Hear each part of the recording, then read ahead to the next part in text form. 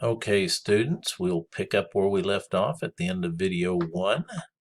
So I ended with maintenance costs and ordinary repairs and maintenance. Again, that's small items.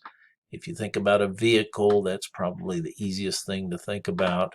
That would be routine things like oil changes, tune-ups, minimal repairs like changing a water pump, something like that, and those are expensed as incurred. For a building, that would be just routine maintenance like repairs to something that gets the wall that gets bumped, maybe touching up the paint job, any other ordinary repairs and routine maintenance that has to be done. So those are expensed as incurred. Again, they're relatively small, they're recurring, and they don't directly increase the asset's usefulness or useful life. Now, extraordinary repairs, replacements, and additions, those are occurring frequently. They involve large expenditures, and they increase the asset's usefulness through enhanced efficiency, capacity, or lifespan. In other words, they're big things that extend the useful life of the asset or its usefulness. So that would be things like, for example, let's say you have a truck and you add a refrigeration unit to it to be able to deliver frozen foods. That would be an addition. It increases the usefulness of the truck, and therefore it would be an extraordinary repair, or excuse me, an addition really, and that would be capitalized as part of the cost of the truck. A new engine for the truck. So you extend the useful life by putting a new engine or a new transmission. Major expenditure, that would be an extraordinary repair. So when you get to replacements, that would be something like replacing the roof on the building.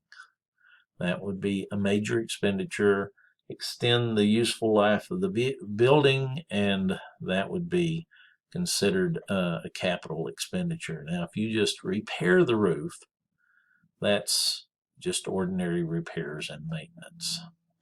Okay, with that, let's do a homework problem. So, mini exercise 9.3. Right here, for each of the following items, enter the correct letter to show whether the expenditure should be capitalized or expensed. I'm just going to go ahead and pull up the answers so you can see them, and I'll explain why each one is what it is. So, purchased a machine for $70,000, gave a long-term note.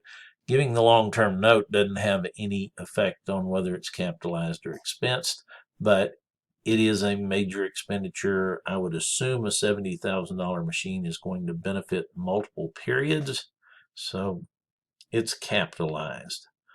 Paid $600 for ordinary repairs. Remember, ordinary repairs are expensed as incurred. Purchased a patent for $45,300. Patents are intangible assets, give you an exclusive right to a process or product, manufacturing a product, so that's capitalized. Paid cash $200,000, excuse me, for addition to an old building. That's an addition, it's capitalized. Paid $20,000 for monthly salaries. Salaries are expensed as incurred unless they are product costs in manufacturing. Then they go into cost of goods sold or into inventory and then to cost of goods sold, but they wind up being expensed. Paid $250 for routine maintenance. Routine maintenance is expensed as incurred. It's like ordinary repairs. Paid $16,000 for extraordinary repairs, while extraordinary repairs are capitalized.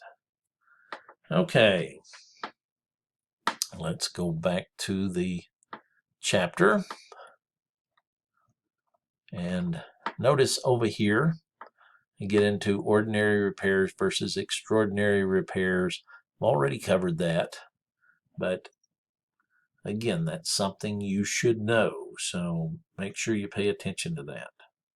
And again, here you get some practice on determining whether something should be expensed or capitalized. Okay, the next topic is depreciation. That's the biggest topic for the chapter. And let me just read this you should know box and then I'll explain it a little bit more. But depreciation is the process of allocating the cost of buildings, equipment, and other similar long-lived productive assets over their productive lives using a systematic and rational method of allocation. Now, that's straight out of the FASB language. The method of depreciation has to be systematic and rational. Now, there are different methods of depreciation. We're going to learn 3. There are others, and you'll get into some others in intermediate accounting if I see you there. But depreciation is one of the most misunderstood things in accounting. If you go stop people on the street and ask them, what is depreciation? You can get all kinds of wrong answers. One wrong answer you will get is people say, well, that's the way businesses pay for replacing assets. Well, no, there's no pot of money there called depreciation. You don't stick money into an account when you record depreciation. That's just wrong. Another thing you commonly hear is, well, depreciation is the way you make the book value match up with its fair market value. Well, no, depreciation is not about valuation. It's about cost allocation. Depreciation is just the process of taking the cost of an asset that's going to benefit multiple periods and systematically allocating its cost to those periods that benefit from its use. In other words, it's an application of the expense recognition principle, or what we commonly call the matching principle. And again, the matching principle is just another name for the expense recognition principle. But it's an application of the matching principle saying we have to match the cost of this equipment. Let's say you're an airline, Southwest Airlines, you buy an airplane. Well, that's going to benefit multiple periods. You're going to use it to generate revenue for many periods. So you need to take the cost that you paid to acquire that airplane and spread that cost to expense over those periods that benefit from its use, where we generate revenue from using it. That's what depreciation is all about. So right here, they get into that. Depreciation doesn't involve new payments for using the asset. Rather, depreciation is the allocation of existing costs that have already been recorded as a long-lived asset. Okay? So now, when we record depreciation, we still want to keep track of how much did we pay for that asset. So when we record depreciation, we are going to increase depreciation expense. We do that with a debit, which is going to reduce stockholders' equity because it reduces net income. And instead of crediting or reducing the asset directly, we set up a contra asset account. Now remember, a contra asset account is an account that's against an asset. It's matched up with it, but reduces its value. We call that contra asset account accumulated depreciation. And so accumulated depreciation is a permanent account. It's a contra asset. It carries a credit balance, and it reduces whatever asset it's associated with, reduces its net book value. So they talk about That right down here, I will most often say net book value, but book value or net book value is the acquisition cost of the asset less accumulated depreciation, also called carrying value. Your book uses carrying value quite often. I will most often say net book value, but book value, net book value, carrying value all mean the same thing. Okay, they walk you through an example. Now, how do we calculate depreciation? Well, there are three methods. There are really four things you have to keep in mind when you're calculating depreciation. The first one is the depreciation method, and that's not mentioned here, but we will get to that in a few minutes. Then the asset's cost, its estimated useful life, and then the residual value. How much will it be worth whenever you're through using it? Now, if you're thinking, well, it'd be worthless. Well, maybe not.